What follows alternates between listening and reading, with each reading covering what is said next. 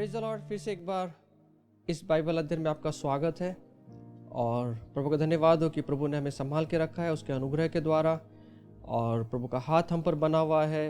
इन दिनों में भी परमेश्वर हमारे साथ छोड़ा नहीं है, खुद हमारे साथ में है और वो हमें लेके चल रहा है। और जब हम बाइबल अध्ययन को देखते हैं तो हमारी यही प्रार्थना है कि आप और मैं परमेश्वर के वचनों में और अधिक गहराई में हम बढ़ें, और परमेश्वर के वचनों को जब हम देखते हैं तो परमेश्वर के वचन हमारे जीवन में उतर जाए, हमारे जीवन के अंदर वो काम करे और हम प्रौढ़ता तक हम पहुँचे उसके वचनों के द्वारा।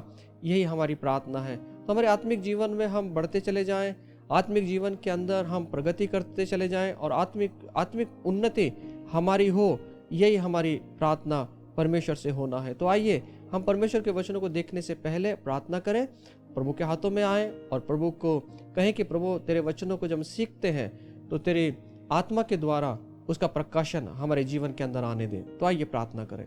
प्रभु जी, हम प्रार्थना करते हैं आपके वचनों को जब हम देखते हैं हमें समझने वाला हृदय और समझने वाला मन दे प्रभु जी। और पवित्र आत्मा आप आइए, हमारे मनों को खोल दीजिए और अधिक गहराई से आपके वचनों को समझने के लिए हमें विशेष सहायता करना खुदा बाप। पवित्र आत्मा हमारे मन को फिर से एक बार खोलकर वचन को सही तरह से समझने के लिए हमें तो सहायता करना खुदा। हम आपके हाथों में आते हैं और आगे का पूरा समय आपके पवित्र आत्मा की अगुवाई को हम देते हैं प्रभु जी। सब महिमा आपको देते हुए यीशु के नाम से मांगते हैं, आमीन आमीन। तो हम यहाँ पे देख रहे हैं प्रकाशित वाक्य 14 अध्याय में हम आ चुके हैं और इस विषय को लेकर हम चल रहे हैं कि पर यीशु मसीह के आगमन कब होगा और परमेश्वर यीशु मसीह के आगमन के बाद में कौन कौन सी घटना इस पृथ्वी पर घटित होगी, कौन कौन सी घटना इस पृथ्वी पर होगी। इस बात को हम काफ़ी दिनों से देख रहे हैं। अगर आप फिर से एक बार नए रीति से जुड़े हैं तो पिछले वीडियो में जाकर आप इस अध्याय का लाभ ले सकते हैं, इसका आप अध्ययन कर सकते हैं। अब हम यीशु मसीह ने जो प्रकाशित वाक्यों के अंदर बातों को बताया है उस बातों को लेकर हम 14 अध्याय तक पहुंच गए हैं। आज हम देखेंगे प्रकाशित वाक्य 14 अध्याय 14 से लेके उसका लास्ट वचन 20 वचन तक। आज हम इसके ऊपर मनन करेंगे। यहाँ पे क्या बातें लिखा है, क्या बातों को दर्शाया गया है, इस बात को लेकर आप और मैं आज आगे जाएंगे। तो इसलिए जब आप और मैं इस बात को प्रकाशित वाक्य किताब में से देखते हैं तो पवित्र आत्मा से सहायता मांगे कि पवित्र आत्मा के द्वारा आप और मैं इन वचनों को समझने के लिए और उसके वचन को गहराई से उतरने के लिए प्रभु ने हमें सुंदर ऐसा समझने वाला मन और हृदय दे। यही हमारी प्रार्थना में करें और इस अध्ययन को हम आगे लेके जाएं। अब यहाँ पर ये जो समय है, फिर से एक बार बताना चाहता हूँ कि ये समय जो है मसीह विरोधी के 7 साल का समय है और ये 7 साल के समय के बीच का जो समय है उस समय में यहाँ पर हम लोग आ चुके हैं। और जो कहा गया है यहाँ पर, ये कोई कहानी नहीं है, ये होने वाले घटनाएं हैं। अब यीशु मसीह ने कहा है कि आकाश और पृथ्वी टल जाएंगे लेकिन मेरा वचन नहीं टलेगा। इसका मतलब यह है कि ये जो घटनाएं हैं ये उसके समय के अनुसार होने वाली है। ये खुदा ने हमें इसलिए लिखा गया है कि आपका और मेरा जीवन तैयार हो जाए। आप और मैं जब यीशु मसीह उसके लोगों को लेने के लिए आएगा बादलों पर, उस समय आप और मैं उठा लिए जाएं।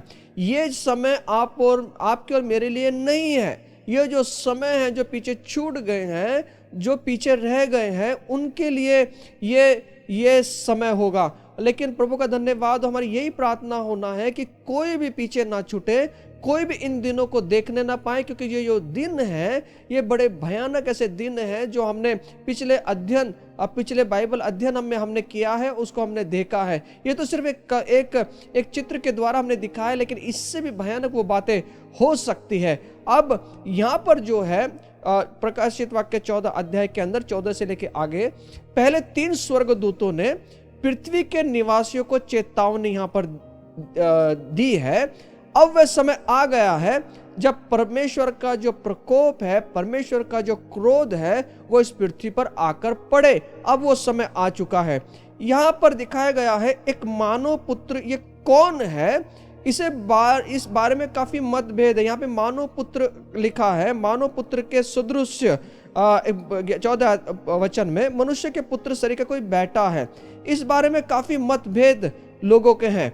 यूहन्ना यहाँ पर कहा है कि मानव पुत्र के जैसा, उसके सदृश यहाँ पर कोई बैठा है। यूहन्ना इस व्यक्ति को मानव पुत्र के समान यहाँ पर बताता है। फिर हम यहाँ पढ़ते हैं कि इस व्यक्ति के पास एक स्वर्गदूत आकर पृथ्वी की फसल काटने की आज्ञा देता हुआ दिखाई देता है।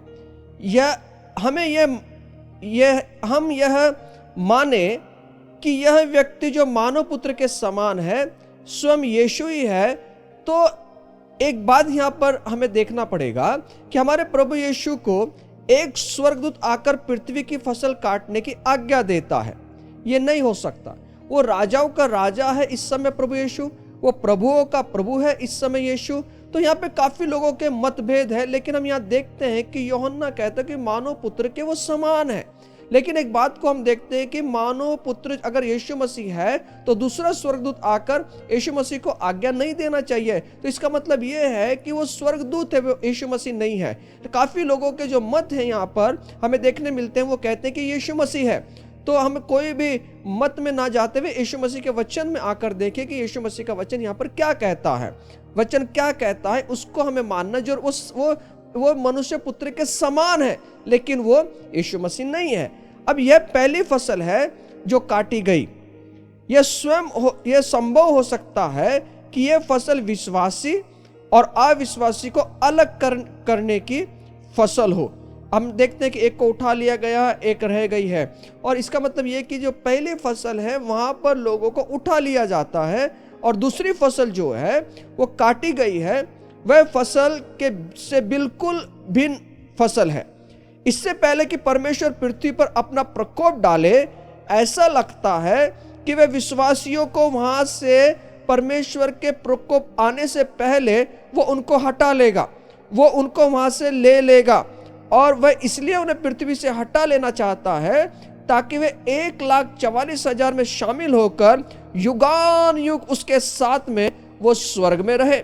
हमने देखा है 14 अध्याय के अंदर वहां पे लोगों ने परमेश्वर के साथ में विश्वास योग्य रहे, यीशु मसीह का नाम लेकर वो अपने जीवन में चलते रहे, यीशु मसीह की आज्ञाओं को लेकर वो आगे बढ़ते रहे। इस बात को हमने देखा, उन्होंने कोई भी मसीह विरोधी की छाप जो है अपने जीवन में नहीं लगाई। मतलब अपने जीवन को उन्होंने परमेश्वर में ढाले रखा, और परमेश्वर ने उनको यहाँ पर प्रकोप आने से पहले, परमेश्वर का क्रोध आने से पहले उनको परमेश्वर यहाँ पे बचाना चाहता है। ऐसा यहाँ पर हमें दिखाई देता है।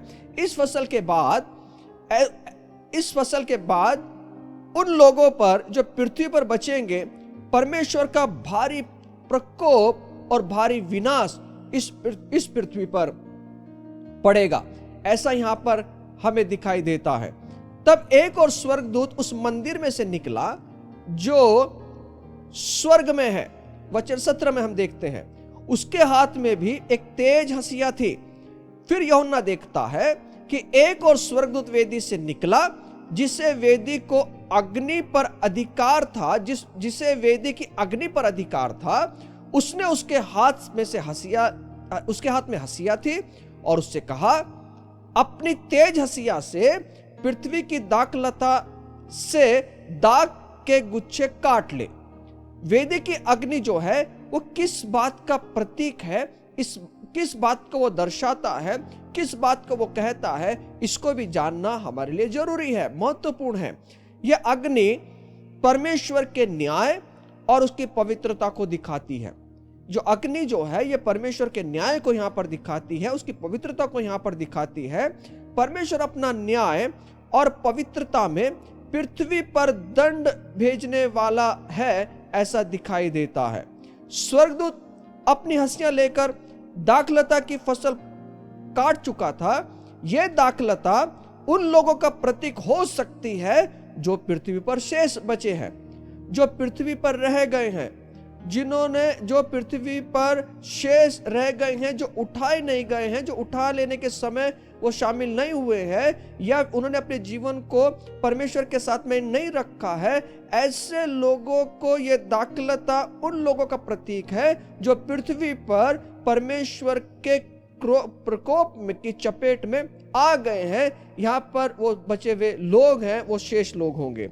ये दाखलता के गुच्छे परमेश्वर के प्रकोप के विशाल रसकुंड में डाल दिए जाएंगे, अर्थात अविश्वासी लोगों पर परमेश्वर का जो प्रकोप है वो पड़ेगा। वे रोंदे जाने के लिए ठहराए जाएंगे। उनको इतना रोंदा जाएगा जब तक कि उनका लहू बहने की ऊंचाई घोड़ों की लगामों तक और उसकी दूरी 300 किलोमीटर तक ना हो जाए। वचन 20। हमारे लिए भी यह गंभीर चेतावनी है। न्याय का दिन करीब है, बड़ा ही गंभीर वह दिन होगा। परमेश्वर अपना भारी प्रकोप जो है, अपना भारी जो क्रोध है इस पृथ्वी पर प्रकट करेगा। वह पवित्र परमेश्वर है, अवश्य है कि वह न्याय को करे। अवश्य है उसका न्याय जो है उसका पवित्र न्याय होगा, और इस न्याय के अंदर जो जब न्याय होगा तो वो बड़ा भयानक न्याय होगा, क्योंकि जब ये न्याय जो है परमेश्वर करने वाला है, और परमेश्वर का न्याय जो होगा वो बड़ा ही भयानक न्याय उस दिन होगा। पवित्र होने के साथ साथ वह दयालु परमेश्वर भी है, इस बात को भी हम जानते हैं। वह हमें हर संभव अवसर देता है कि हम इसकी ओर फिरें, उसकी ओर आए। कितने अवसर परमेश्वर ने हमें दिए हैं, कितने अवसर पर अवसर परमेश्वर हमें देते जा रहा है। ये उसकी दया है, ये उसका दयालुपन है। वो हमसे प्यार करता है, लेकिन वो हमेशा ऐसे नहीं करेगा। वो हमेशा दया नहीं करता रहेगा, वो हमेशा दयालुता नहीं दिखाएगा। एक दिन आएगा कि उसकी दया हट जाएगी, और जो लोग हैं उनके ऊपर परमेश्वर का जो न्याय है वो आकर गिरेगा। और वो जो न्याय होगा ना, वो उस न्याय से मनुष्य को कोई भी नहीं बचा पाएगा। कोई भी व्यक्ति, कोई भी कार्य उनको बचा नहीं पाएगा। परमेश्वर का न्याय जो होगा वो सच्चा न्याय होगा। इसलिए परमेश्वर का धन्यवाद हो कि परमेश्वर हमें चेतावनी पर चेतावनी देता जा रहा है। इसलिए उसकी चेतावनी को सुनकर जो है ना, हमारे जीवन को हमें परमेश्वर के हाथों में सौंप देना है, और जैसे परमेश्वर कहता है ना उसके अनुसार अपने जीवन को जीना है। नहीं तो आदन की वाटिका से लेकर वो बार बार मनुष्य को चेतावनी देते जा रहा है, पर मानव जाति है ना उसकी ओर अपनी पीठ को दिखा रही है। मानव जाति उसकी ओर नहीं घूम रही है। पर आज भी देखिए, आज पूरा संसार जो है ना अलग अलग संकटों से गुजर रहा है, भयानक ऐसी परिस्थितियों से गुजर रहा है, अनेक ऐसी महामारियों से वो गुजर रहा है। और ये जो परमेश्वर जब यीशु मसीह आने वाले हैं, उस समय यीशु मसीह ने ये एक घटनाओं में से कहा था कि महामारियां आएंगी। महामारी नहीं, महामारियां आएंगी, एक के बाद एक ऐसी महामारियां आएंगी जिससे लोगों की सोच बंद हो जाएगी। लोग सह नहीं पाएंगे। ऐसी महामारियां लोगों इस संसार के अंदर आएगी। और यीशु मसीह ने कहा है ये वेदनाओं का प्रारंभ होगा। मतलब यीशु मसीह ये सब बातें उन्होंने पहले ही बता दिया है। ये चेतावनी है मनुष्यों के लिए, एक इशारा है मनुष्यों के लिए कि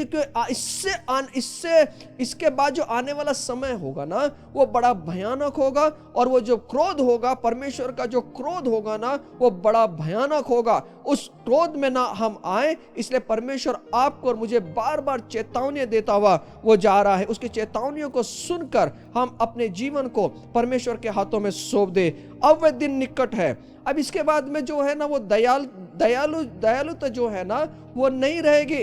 परमेश्वर का क्रोध जो है ना वो इस पृथ्वी पर पड़ेगा, और वो क्रोध इतना भयानक होगा कि लोग जो है ना उस क्रोध को सह नहीं पाएंगे, क्योंकि ये मनुष्य का क्रोध नहीं है, ये मनुष्य का न्याय नहीं है, ये परमेश्वर का न्याय होगा। परमेश्वर का क्रोध इस पृथ्वी पर पड़ेगा, और उससे इस दुनिया का कोई भी मनुष्य, कोई भी ताकत बचा नहीं पाएगी। इसलिए आपको और मेरे जीवन के अंदर जब जब आपको और मुझे चेतावनियां मिलती हैं, तब तब हम परमेश्वर के पास में आकर अपने पापों को कबूल करें, और कबूल करके अंगीकार करके उसको छोड़ दें, और परमेश्वर के मार्गों पर चलें, सही मार्गों पर चलें, सत्य मार्ग पर चलें, जो यीशु मसीह ने हमें आज्ञा दी है उन आज्ञाओं के अनुसार अपने जीवन को व्यतीत करें। नहीं तो आप और मैं भी परमेश्वर के प्रकोप जो है उसकी चपेट में आ सकते हैं। अब यहाँ पर देवदूतों के सावधानी के 3 इशारे देने के बाद मसीह जो है इस पृथ्वी पर न्याय को करेगा। हम देखते हैं इस 14 अध्याय के अंदर 3 इशारे जो हैं देवदूतों ने दे दिए थे। पहला जो इशारा है वो अनंतकालिक सुसमाचार की घोषणा यहाँ पर करते हुए हम देखते हैं। 14 अध्याय के पहले भाग के अंदर देखते हैं। दूसरे भाग में हमने देखा कि बेबीलोन का पतन यहाँ पर होता है और किस प्रकार पतन होता है उस बात को भी हमने देखा। अब तीसरी जो बात है यहाँ पर, मसीह विरोधी के जो आराधक हैं इस जीवन में और आने वाले जीवन में न्याय दंड भोगना पड़ेगा, ऐसा हमने देखा। 3 बार जो स्वर्गदूत यहाँ पर चेतावनी देते हुए दिख रहे हैं। और हम देखते हैं जिनकी इस प्रकार कटनी होगी, जैसा यहाँ पर लिखा है 14 अध्याय के 14 वचन के आगे, इस प्रकार जो कटनी होगी, जिन्हें परमेश्वर के क्रोध के कुंड में रोंदा जाएगा, वे सब जो लोग होंगे वे अविश्वासी लोग होंगे। हमने देखा जितने भी यीशु पर विश्वास करने वाले लोग थे, उन्होंने धीरज के साथ में उन्होंने बातों को सहा, वो उन्होंने परमेश्वर की बातों को सहा। वहां पे लिखा है कि जो परमेश्वर की आज्ञा को मानते और यीशु पर विश्वास करते हुए चलते थे, वो परमेश्वर के प्रकोप से बच जाएंगे। उन्होंने अपने जीवन के अंदर मसीह विरोधी की छाप को नहीं लिया था, वो परमेश्वर में बने हुए थे। लेकिन जो अविश्वासी लोग थे, उनको मालूम होते हुए भी, सत्य मालूम होते हुए भी उन्होंने परमेश्वर पर विश्वास नहीं किया, वो पीछे छूट गए और उनकी भी कटनी होगी, वो उनकी भी कटनी होगी। लेकिन वो कटनी किस लिए होगी? वो जो कुंड है ना, उसमें रोंदने के लिए उनकी कटनी होगी। मसीह विरोधी के पीछे जो जाएं, ऐसी चेतावनी देने के बाद भी उन्होंने चेतावनी के पास नजरअंदाज कर दिया, परमेश्वर की बातों के ऊपर नजरअंदाज कर दिया, यीशु मसीह की बातों के ऊपर नजरअंदाज कर दिया। आज कितनी बार लोग जो हैं यीशु मसीह की चेतावनी आने के बाद भी उस चेतावनी को नजरअंदाज कर देते हैं। वो नजरअंदाज करने के बाद में यहाँ पर हम देखते हैं कि क्या प्रतिफल उनको मिलता है। इसलिए मेरी बहन, मेरे भाइयों, अगर परमेश्वर की चेतावनी हमारे पास तक आती है ना, उस चेतावनी को गंभीरता से ले। अगर कोई पाप परमेश्वर ने हमें दिखाया है, उसको हम स्वीकार करें और उसको छोड़ दें। अगर परमेश्वर हमें कोई चेतावनी दी है ना, उस चेतावनी को अपने जीवन में मान ले, उसको ग्रहण कर ले, नहीं उसको नजरअंदाज ना करें। हम बहुत बार अपने जीवन के अंदर परमेश्वर की बातों को नजरअंदाज कर देते हैं। आज यही यहां पर सवाल है, इन लोगों को मालूम होते हुए भी उन्होंने नजरअंदाज कर दिया। यहां पे कितनी चेतावनी दे रहा है, 14 अगर हम पढ़ते हो 14 अध्याय की, कितनी चेतावनी वहां पर दी गई है। लेकिन वो चेतावनी को ना सुनते हुए ना वो अपने जीवन में आगे कुछ नहीं होता है, चलता है, देखेंगे बाद में, करेंगे बाद में, देखते हैं कि ऐसा कुछ हुआ है क्या। नहीं मेरे बहन, मेरे भाई, होने वाला है।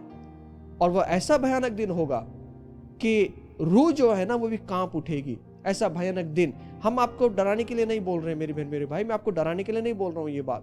परमेश्वर हमको फिर से एक चेतावनी दे रहा है कि आप और मैं वहां ना जाएं, मसीह विरोधी के समय में ना आप और मैं जाएं, उससे पहले आप और मैं उठा लिए जाएं। इस बात की यीशु मसीह हमें चेतावनी दे रहा है। इसलिए चेतावनी दे रहा है कि यीशु मसीह हमसे प्यार करता है। यीशु मसीह दया का सागर है, वो दया से भरा हुआ परमेश्वर है।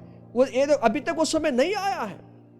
और जो भी घटनाएं हमारे आसपास में चल रही है ना, वो ये चेतावनी है परमेश्वर की। वो परमेश्वर का क्रोध जल्दी ही इस दुनिया पर भड़कने वाला है, इस पृथ्वी पर भड़कने वाला है। और उसका न्याय जो है ना, वो पवित्रता का न्याय होगा। इसलिए आप और मैं इस बात को समझे। आप और मैं अपने जीवन के अंदर जब भी परमेश्वर चेतावनी देने की बात करता है ना, उसको कभी नजरअंदाज ना करें। मनुष्य के हृदय अब भी परमेश्वर की ओर फिरे नहीं है, यहां पर हमें देखने मिलता है। इतना कुछ होने के बाद भी ये लोग प्रभु की ओर मुड़े नहीं और इन्होंने परमेश्वर का नकार किया, ये इन्होंने परमेश्वर को माना नहीं है।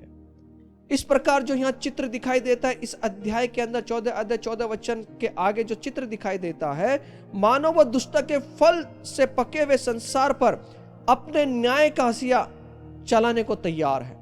यहाँ पर परमेश्वर जो दुष्टता से भरे हुए जो लोग हैं ना, वो दुष्टता का फल परमेश्वर यहाँ पे निकलते हुए ऐसा दिखाई देता है, ऐसा चिन्ह यहाँ पर हमें दिखाई देता है।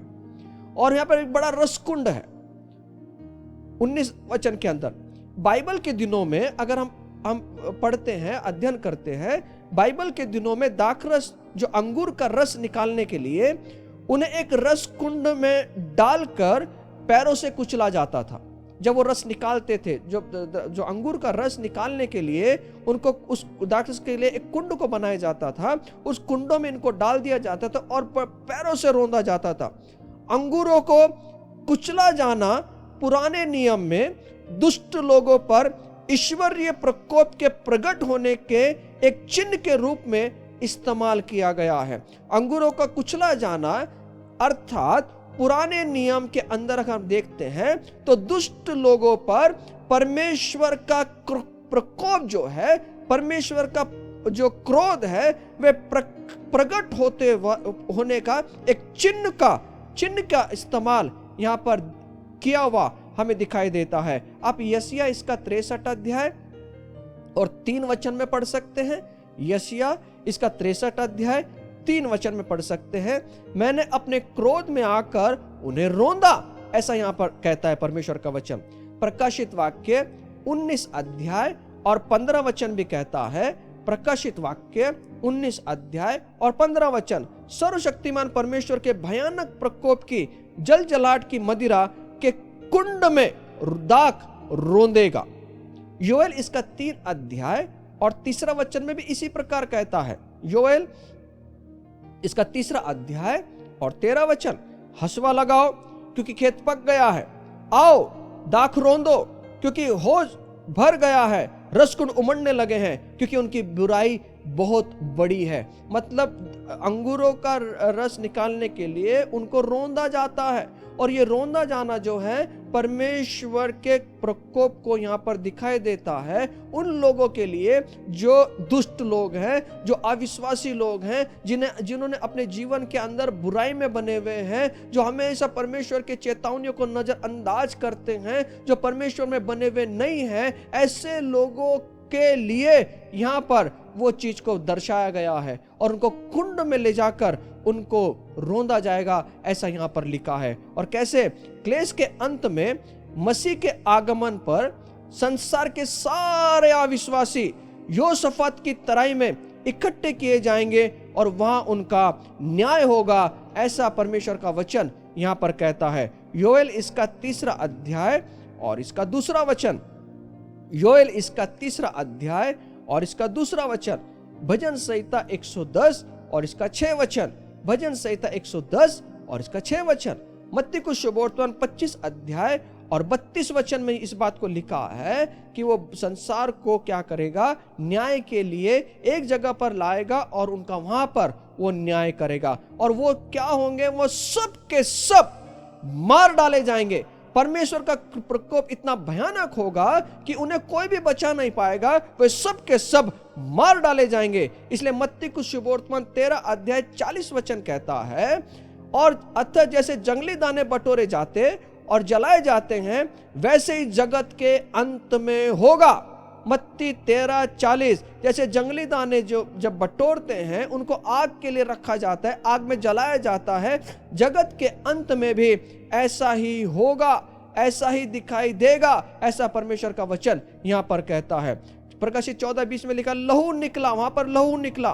क्लेश के अंतिम दिनों में बहुत बड़ा नरहंसर होगा, बहुत सारे लोग मारे जाएंगे, बहुत सारे मनुष्य का वध यहाँ पर होते हुए दिखाई देगा, और ये अंतिम लड़ाई होगी, इसकी और यहाँ पर हमें संकेत दिखाई देता है। यह हर मिगदोन की जो युद्ध की ओर ये बात संकेत करती है। जकरिया 14:14, प्रकाशित वाक्य 16:16, प्रकाशित वाक्य 19 अध्याय 17 से 19 वचन में इस बात को यहाँ पर दिखाई देता है।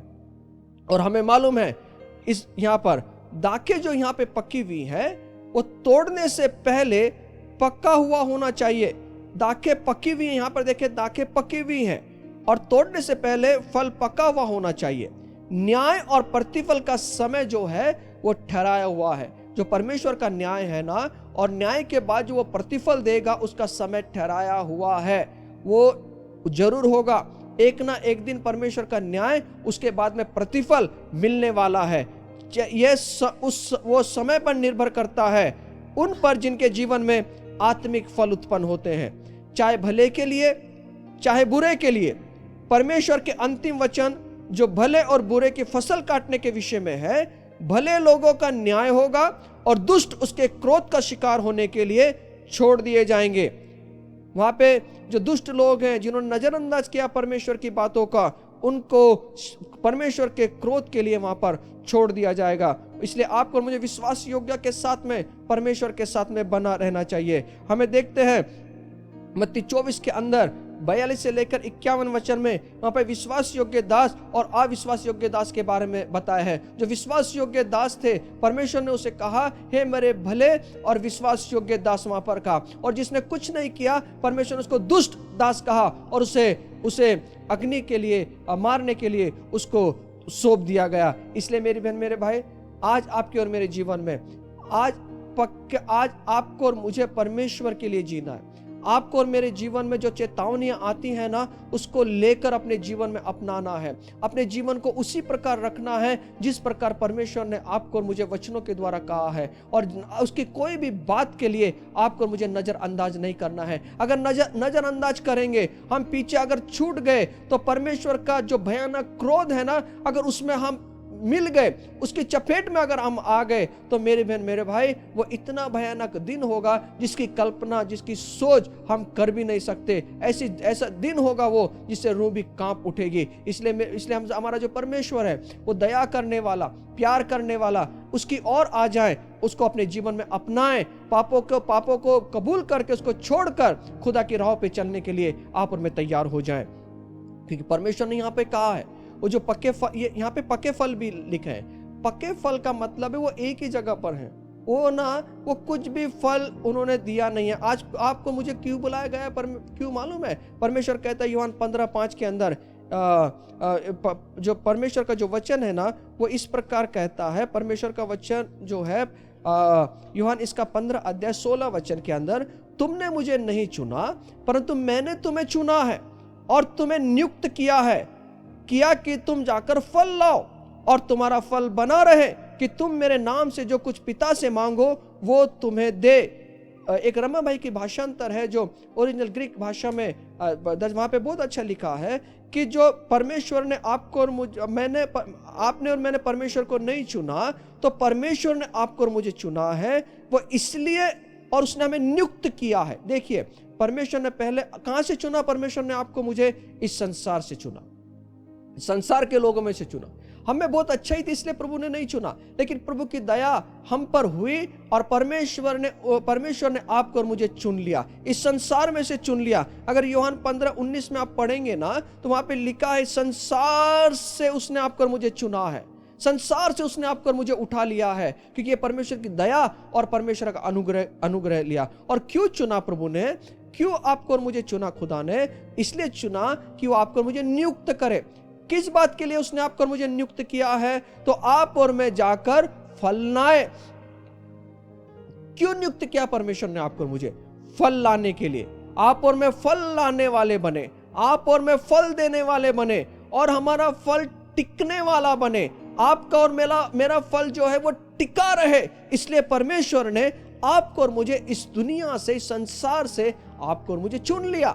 अब आपको और मेरा काम क्या है मालूम है क्या? आपको और मेरा काम जो है वो फल देने वाला काम होना है। काफी लोग हैं, उनको मालूम है वो फल देने के लिए बुलाए गए हैं, फल देने के लिए उनको परमेश्वर ने चुना है, उनको नियुक्त भी किया है, लेकिन उन्होंने उस बात को जो है नजरअंदाज कर दिया। हम काफी बड़ी मिनिस्ट्री करें इसलिए प्रभु ने नहीं बुलाया, हम बड़े बड़े चीजों को करें प्रभु ने इसलिए नहीं बुलाया। वो तो एक प्रभु की दया, प्रभु का अनुग्रह है कि उसकी आज्ञा है कि इसलिए हम वो कर रहे हैं। लेकिन सबसे पहली बात आपको मुझे क्या देखना है, क्या सीखना है? आपको और मुझे फल लाने के लिए प्रभु ने बुलाया, फल देने के लिए प्रभु ने नियुक्त किया है। इसलिए उसने चुना है कि आप और मैं फल को लेकर आए, और आपका और मेरा फल जो है वो टिका रहे, वो खराब ना हो, वो बर्बाद ना हो। इसलिए आपके और मेरे जीवन के अंदर वो फल हमेशा बना रहे हैं। इसलिए खुदा बाप ने आपको और मुझे बुलाया है। और ये फल कैसे बना रहेगा? तो यीशु मसीह ने स्पष्ट यहां पर कर दिया है। यीशु मसीह कहता है यूहन्ना 15:4 के अंदर, तुम मुझ में बने रहो और मैं तुम में। अगर आप और मैं उसमें बने रहेंगे, उसके साथ रहेंगे, तो हमारा जो फल है ना वो टिका रहेगा, वो खराब नहीं होगा, पहली बात। और जैसे डाली यदि दाखलता में बनी ना रहे, अगर हम उसमें बने नहीं रहेंगे, अगर हमने नजरअंदाज कर दिया सब बात मालूम होने के बाद भी, तो अपने आप से फल नहीं सकते, हम अपने आप से फल नहीं सकते। वैसे ही तुम भी यदि मुझ में बने ना रहो, तो नहीं फल सकते। एक बात ध्यान में रखना है, अगर हम परमेश्वर में बने नहीं रहेंगे तो आप और मैं फल नहीं सकते। हमें बहुत बार लगता है कि मैं फलना शुरू कर दूंगा। एक चमत्कार होता है या हमारे जीवन के अंदर कोई बातें होती है तो हमको लगता है कि हम फलना शुरू हो गए हैं। नहीं मेरे बहन मेरे भाई, इस गलत फहमी में आप और मैं ना रहें। हमें यहाँ पे फल लाने के लिए खुदा बाप ने बुलाया है। और कहां पे फल होगा? हमारे जीवन से फल ये दिखना चाहिए। फल जो है वो दिखता है, फल जो है वो दिखना चाहिए कि किस प्रकार का फल है। नहीं तो आपके और मेरे जीवन में अगर हम यीशु मसीह में नहीं बने रहेंगे ना, आज बहुत बार क्या हो गया है, यीशु मसीह को छोड़कर है ना बाकी सब चीजों पर ध्यान है। हमारी खुद की मिनिस्ट्री जो प्रभु ने हमें दी है उस पर ज्यादा ध्यान है, यीशु मसीह पे कम ध्यान है। हम बस मिनिस्ट्री करते जा रहे हैं, लेकिन हमारा जो ज्यादा जो समय जो है वो परमेश्वर के साथ में रहने के लिए बुलाया है खुदा बाप ने। परमेश्वर के साथ में समय बिताने के लिए प्रभु ने हमें कहा है, और परमेश्वर ने हमें फल लाने के लिए कहा है। और फल तब तक नहीं दे सकते जब तक आप और मैं परमेश्वर में लगे नहीं रहेंगे। इसलिए अपने जीवन को परमेश्वर में लगाए रखें, मिनिस्ट्री में नहीं। मैं ये नहीं कह रहा हूं कि मिनिस्ट्री नहीं करना है, सेवा नहीं करना है, ये इस बात को नहीं कह रहा हूं मैं। मुझे समझने की कोशिश करें कि मैं आपको क्या बताने की कोशिश कर रहा हूं। मैं बताने की कोशिश ये कर रहा हूं कि हमारा जो ध्यान है ना वो सेवा में नहीं, हमारा ध्यान यीशु मसीह पर होना है। क्योंकि यीशु मसीह के द्वारा ही जो सेवा है वो फलद्रुप्त होगी। यीशु मसीह के द्वारा ही वो सेवा आगे चली जाएगी। और ये फल जो है ना, ये फल हमारे जीवन के अंदर दिखना है। देखो आगे कहता, मैं दाखलता हूं, तुम डालियां हो, जो मुझ में बना रहता है और मैं उसमें वह बहुत फल फलता है, क्योंकि मुझसे अलग होकर तुम कुछ भी नहीं कर सकते। इसलिए यहाँ पे एक चेतावनी है, वो हमें उसमें बने रहना है, और उसके बने रहने के बाद में हम बहुत फल दे सकते हैं। यदि कोई मुझ में बना ना रहे तो वो डाली के समान फेंक दिया जाता है और सूख जाता है, और लोग उन्हें बटोर कर आग में झोंक देते हैं और वे जल जाते हैं। यहाँ पे परमेश्वर के क्रोध के बारे में यहाँ पे दिखाया गया है। वो जल जाएंगे, वो बटोरे जाएंगे। क्यों बटोरे जाएंगे, क्यों इकट्ठे किए जाएंगे? कि वो जल जाने के लिए। यदि तुम मुझ में बने रहो और मेरा वचन तुम में बना रहे तो जो चाहो मांगो वो तुम्हारे लिए हो जाएगा। हमें आज आपको मुझे ध्यान देने की जरूरत है कि आपको और मुझे उसमें बने रहना है, और बने रहने से ही आप और मैं फल लेकर आएंगे। यूहन्ना 15:8 कहता है, मेरे पिता की महिमा इसी से होती है कि तुम बहुत सा फल लाओ, तभी तुम मेरे चेले ठहरोगे। बहुत सा फल लाने के लिए कहा है, बहुत सारा फल परमेश्वर ने कहा है कि आप और मैं उस फल को लेकर आए। और ये फल कैसे आता है, इस बात को भी देखना है। यूहन्ना 15:2 में और 3 में, जो डाली मुझ में है और नहीं फलती उसे वह काट डालता है, और जो फलती है वह उसे छांटता है ताकि और फल लाए। और फल लाने के लिए क्या करना है? डाली को छांटा जाता है। छांटने का मतलब समझते हैं, उसको काटा जाता है। जब उसको काटते हैं तो वो जो काटता है ना, जब डाली को काटा जाता है तो इसलिए काटा जाता है कि वो अधिक फल को लेकर आए।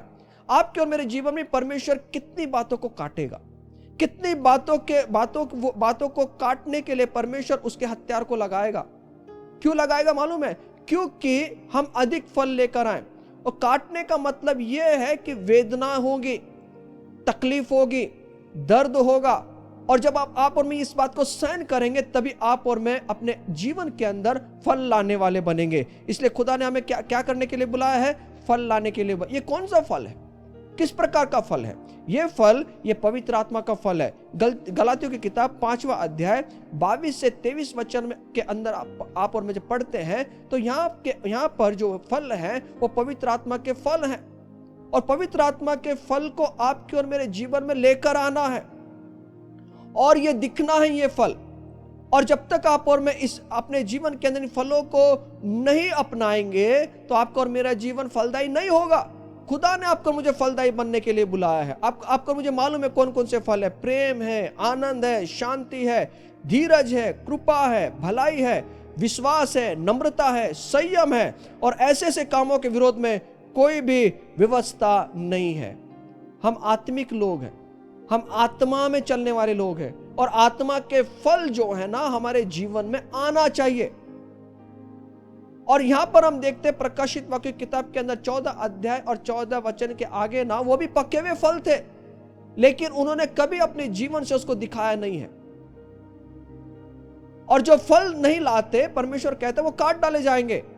कहा, किस बात के लिए काट डाले जाएंगे? रोंदने के लिए काट डाले जाएंगे, जलने के लिए काट डाले जाएंगे। लेकिन जो फल देते हैं ना, वो काटने के लिए नहीं, वो परमेश्वर के साथ में रहने के लिए होंगे।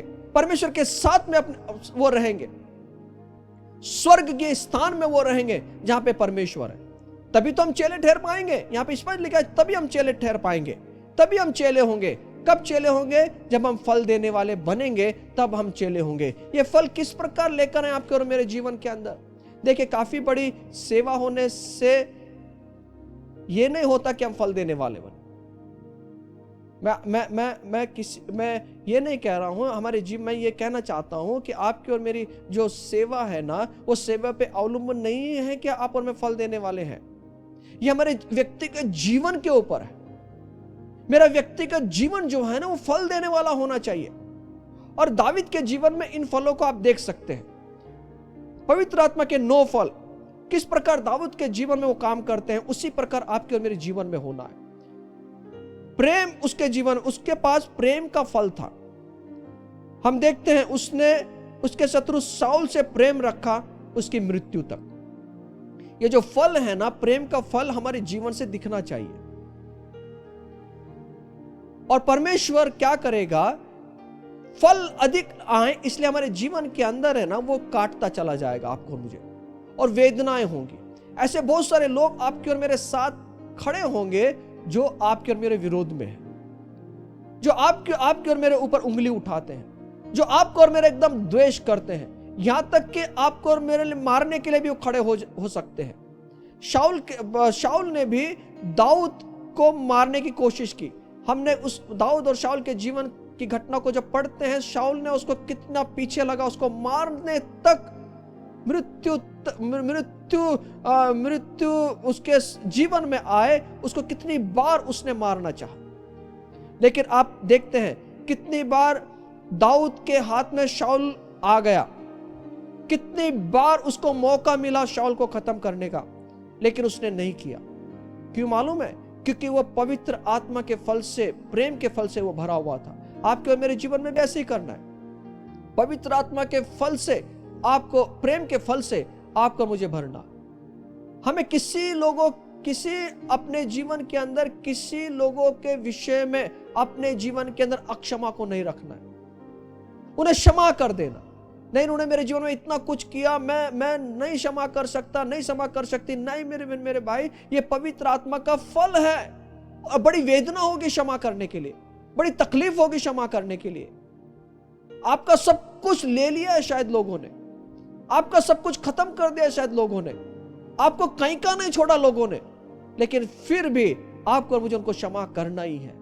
जब आप उनमें क्षमा करेंगे, परमेश्वर की एक आशीष हमारे जीवन के अंदर आएगी। यीशु मसीह को क्रूस के ऊपर मार दिया, फिर भी वो कहता है कि हे परमेश्वर को क्षमा कर, इन्हें ये नहीं जानते कि उन्होंने क्या किया है। वो नहीं जानते क्यों हमारे पीछे वो पड़े हुए हैं, वो नहीं जानते क्यों हमें बर्बाद करने की कोशिश कर रहे हैं। नहीं मेरे भी, वो नहीं जानते हैं। हम तो जानते हैं ना, अगर हमारा किसी ने भी बर्बाद करने की कोशिश की, हम बर्बाद नहीं होंगे, हम आबाद होते चले जाएंगे।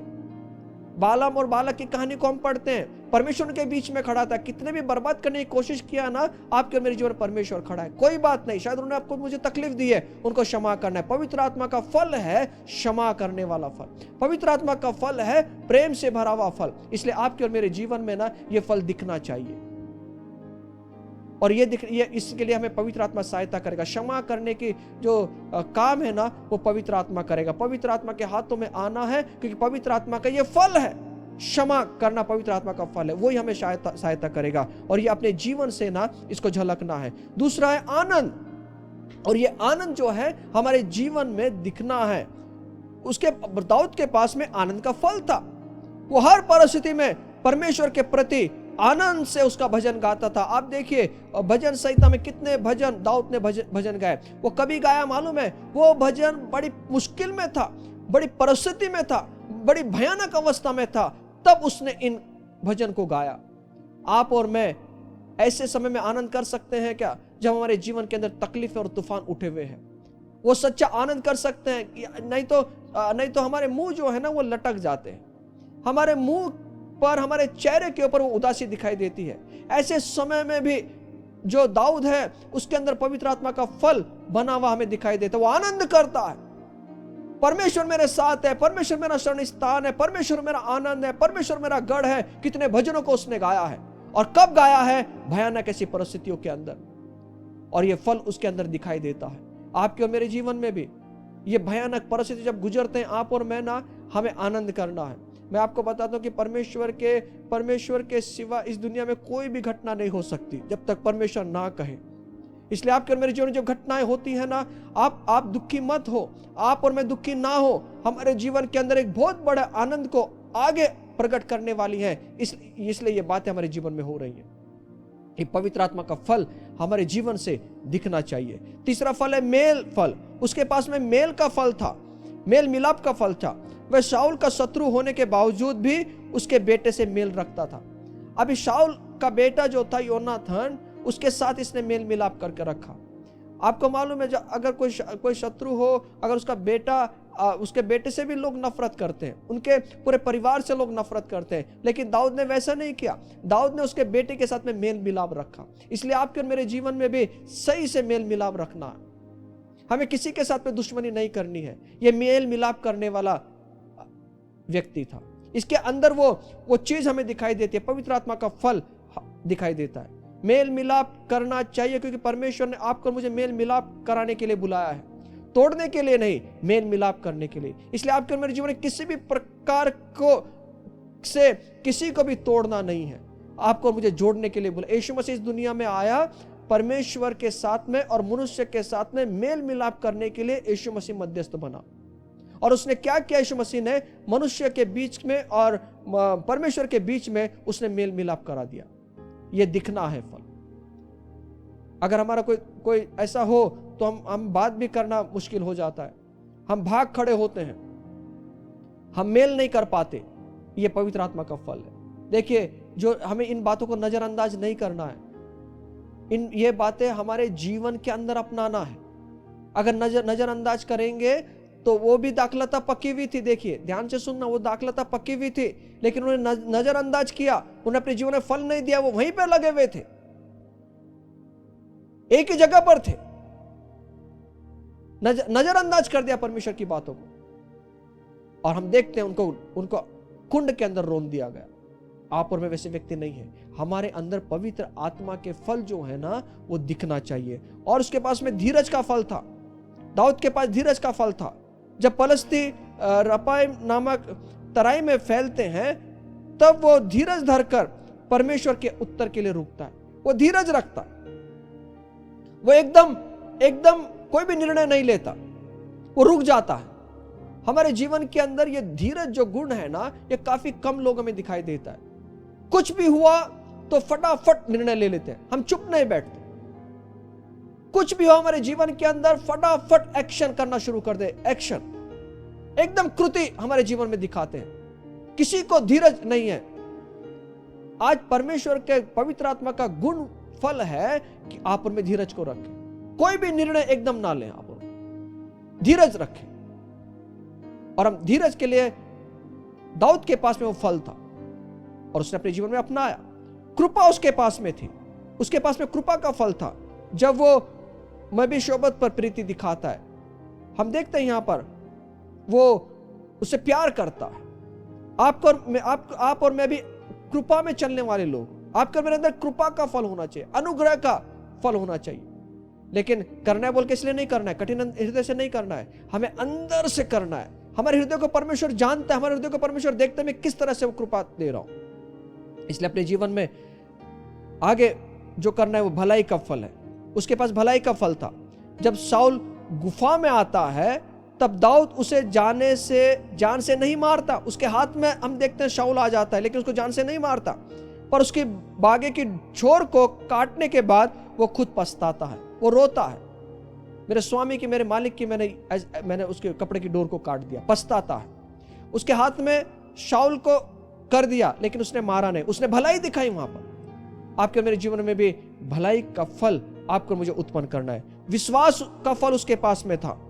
वे दर्दनाक परिस्थिति में रहने के बावजूद भी वो अनदेखी बातों को देखता हुआ अपने छुटकारे को घोषित करता है। विश्वास था उसका कि परमेश्वर मुझे इसमें से बाहर निकालेगा, एक दिन आएगा परमेश्वर मुझे छुटकारा देगा, एक दिन आएगा ये परिस्थिति बदल जाएगी। उसके पास में विश्वास था।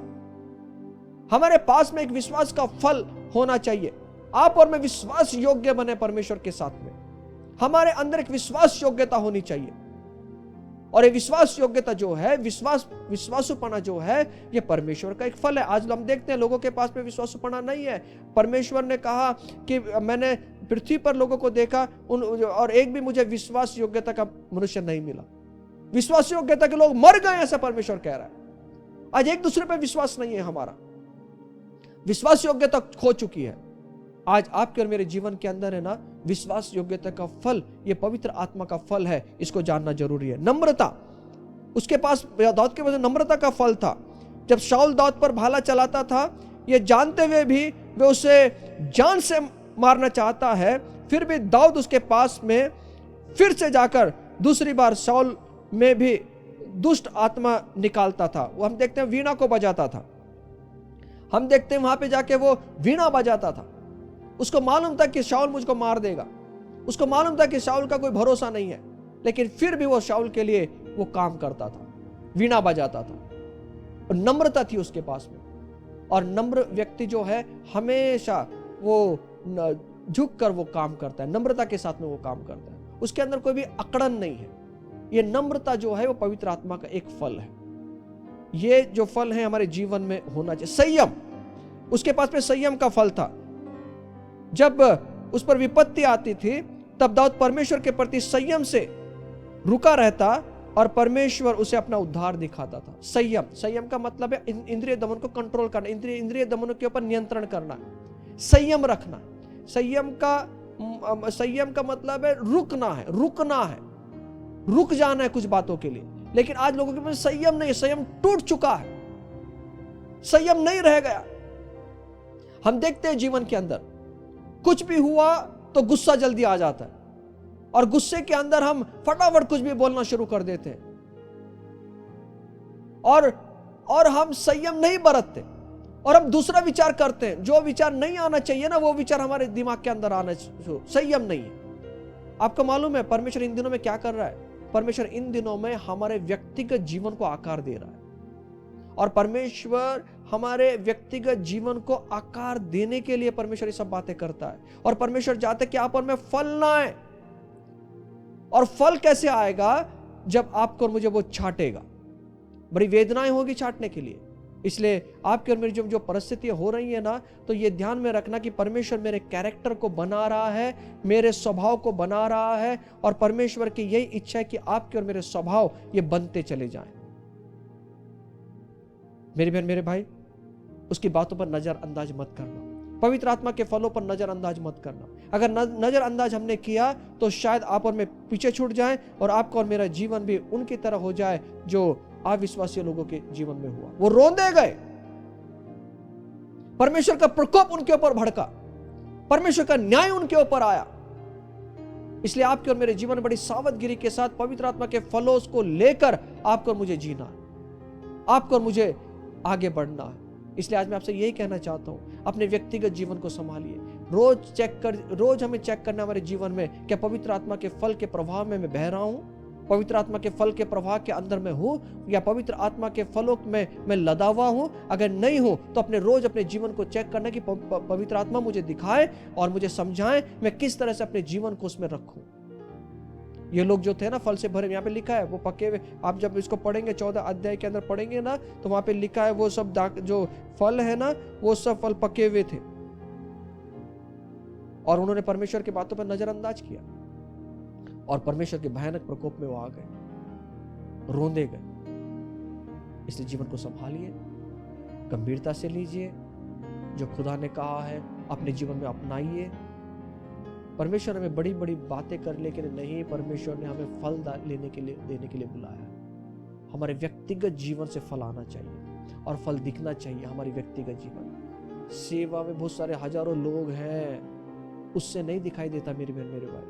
पर पहले परमेश्वर मेरे कैरेक्टर को तैयार करता है। परमेश्वर सबसे पहले हमारे जीवन को तैयार करता है, मेरे स्वभाव को तैयार करता है, हमारे स्वभाव को तैयार करता है।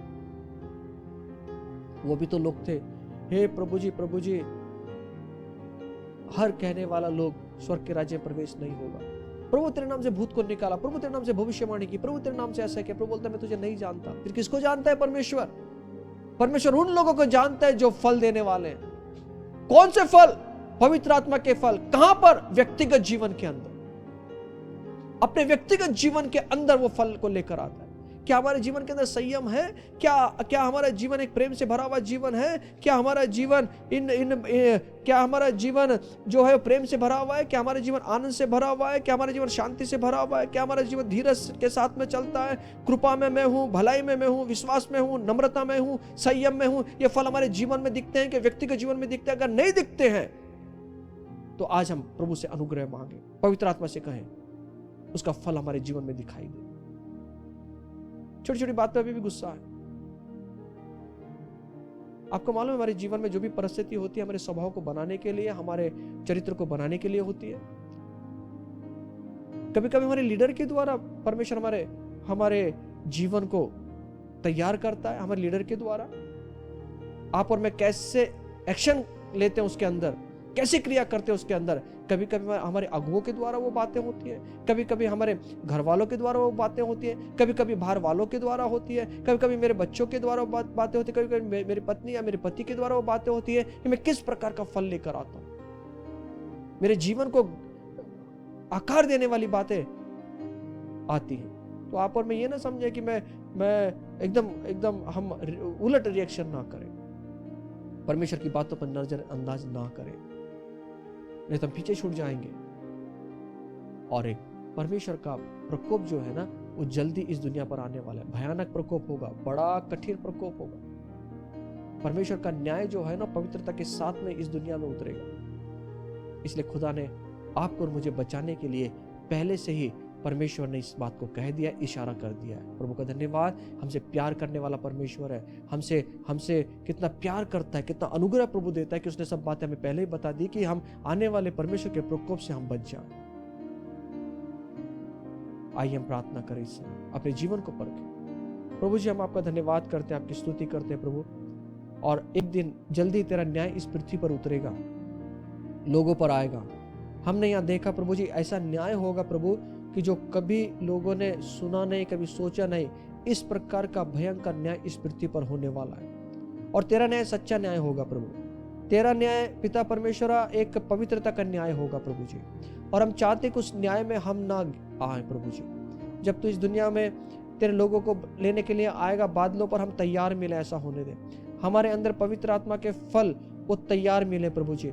हम प्रार्थना करते प्रभु जी, हम आपकी चेतावनियों पर गंभीरता से ध्यान दे, आपने जो बोला उसको करते चले जाएं। और हम तुझसे दुआ करते प्रभु जी, हमको छांटते चल, हमको काटते चल, इसलिए पिता कि हमारे स्वभाव बनता चला जाए, पवित्र आत्मा के फल वो झलकते चले जाएं, पवित्र आत्मा के फल वो दिखाई दे प्रभु जी। हम आज जान गए प्रभु जी जो भी बातें हमारे जीवन के अंदर होती है हमारे चरित्र को बनाने के लिए होती है, उसके अंदर पवित्र आत्मा के फल वो दिखाई दे, इसलिए हमारे जीवन के अंदर वो घटनाएं होती हैं प्रभु जी। हम अब गुस्सा नहीं करेंगे, हम संयम में बने रहेंगे, भलाई में बने रहेंगे, प्रेम में बने रहेंगे, विश्वास में बने रहेंगे। जो पवित्र आत्मा के फल हैं उसमें हम बने रहेंगे प्रभु जी। ऐसा होने दे प्रभु जी, और होने दे एक बहुत बड़ी महिमा हमारे जीवन के अंदर, क्योंकि तेरा वचन कहता है जब हम फल लाते हैं तो तेरी बड़ी महिमा होती है और उसके द्वारा हम चेले ठहराए जाते हैं। खुदा बाप हम तेरे सच्चे चेले बने, ऐसा होने दे प्रभु जी। सब महिमा तुझे देते हुए यीशु के नाम से मांगते हैं, आमीन आमीन। God bless you. प्रभु आपको आशीष दे। आप इसके ऊपर और मनन कीजिए और अपना व्यक्तिगत रीति से अध्ययन कीजिए और परमेश्वर आपको बहुत सारी बातों को प्रकट करेगा। God bless you. प्रभु को आशीष दे, आमीन।